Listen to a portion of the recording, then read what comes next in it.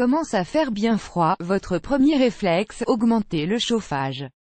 Mais ce n'est pas forcément la solution. Découvrez comment diminuer votre facture de chauffage et faire de belles économies, rien qu'en modifiant quelques habitudes dans votre intérieur.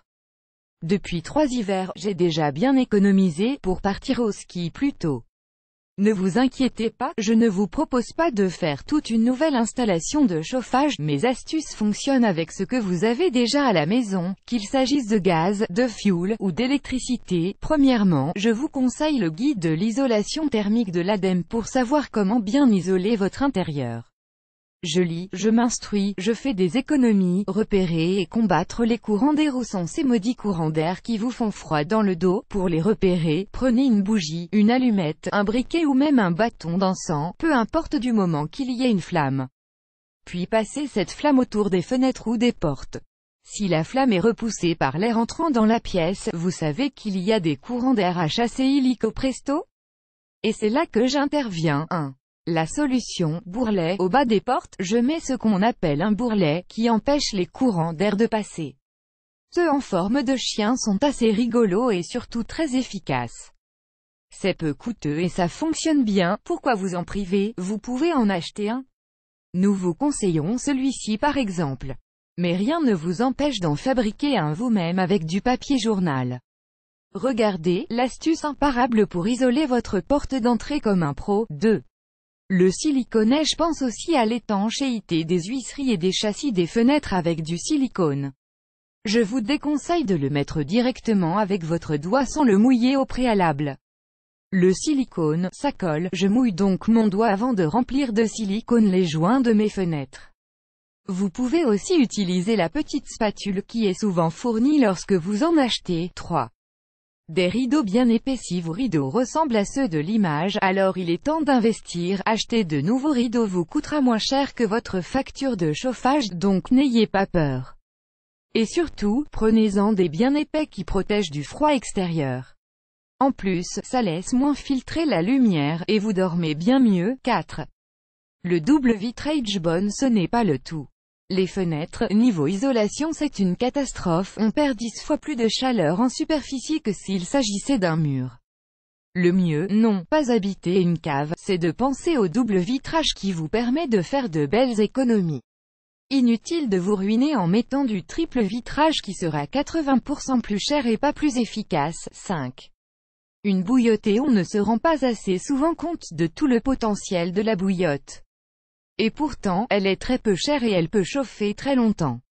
Ce qui vous permet de ne pas allumer votre chauffage pendant un moment, et donc de faire des économies. Repensez donc cette idée de la bouillotte.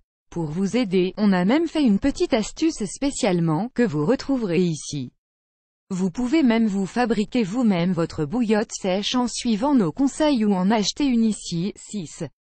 Des radiateurs plus efficaces. Passons maintenant à notre cher ami le radiateur contre lequel on vient se blottir affectueusement quand on a froid. Non, je ne parle pas de votre cher et tendre, juste du radiateur. Je m'en occupe en purgeant l'air contenu dans le radiateur quand il se met étrangement à gargouiller par exemple.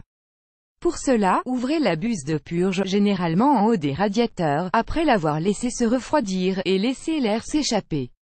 Une fois que vous voyez que de l'eau commence à sortir, vous avez terminé. Surtout, ne le cachez pas avec des meubles ou du linge, surtout du linge humide, comme je le faisais souvent pour le faire sécher, car vous perdez toute la chaleur. Votre linge est sec certes mais votre pièce est froide. 7. Les feuilles d'aluminium. Et pour les plus bricoleurs, en mettant des feuilles d'aluminium derrière le radiateur, elles vous renvoient la chaleur au lieu de chauffer le mur en profondeur et d'en faire profiter l'extérieur. Vous pouvez retrouver toutes les explications nécessaires dans cette astuce. 8. Fermez les volets. Pensez quotidiennement à fermer ses volets et ses rideaux la nuit, mine de rien, ça fait une grosse différence. Et ça permet de garder chaleur rien que pour soi. 9. Ne pas éteindre complètement son radiateur. Quand je sors, je baisse la température du radiateur mais je ne l'éteins pas complètement. Sinon ça refroidit les murs et quand je rallume le radiateur, il doit vraiment chauffer beaucoup et ma facture aussi. Si vous partez longtemps, mettez-le plutôt en mode hors-gel. J'ai aussi pensé à mettre un thermostat qui règle les heures de chauffage. Comme ça, je n'ai plus besoin de m'en occuper. 10. Se chauffer aux bonnes températures. Ma chaudière, 50 à 60 degrés grand maximum. Surtout, il faut régler la température en fonction des pièces de la maison. Il doit faire plus chaud dans le salon, environ 19 degrés max, que dans une chambre où vous êtes déjà emmitouflé, 17 degrés max, et pas besoin de monter le radiateur à fond dans la salle de bain par exemple. Économie réalisée. Inutile de changer votre chaudière, peut-être que ça consomme 30% de moins que l'actuel, mais le temps de l'amortir, vous avez déjà passé plus de 3 étés, cela vous coûte 2 ans de chauffage et bien 5 ans pour en voir les bénéfices. Ces petites astuces pour économiser le chauffage sont simples et efficaces, et une fois que vous avez pris l'habitude, votre porte-monnaie vous en sera plus que reconnaissant. Pas de doute, une fois testé, vous allez adopter cette nouvelle méthode. Entre une grosse facture de chauffage et un dîner romantique au resto avec ses économies, vous choisissez quoi? À votre tour, utilisez-vous déjà ces astuces? Venez en témoigner en commentaire. On a hâte de vous lire. Vous aimez cette astuce? Partagez-la avec vos amis sur Facebook.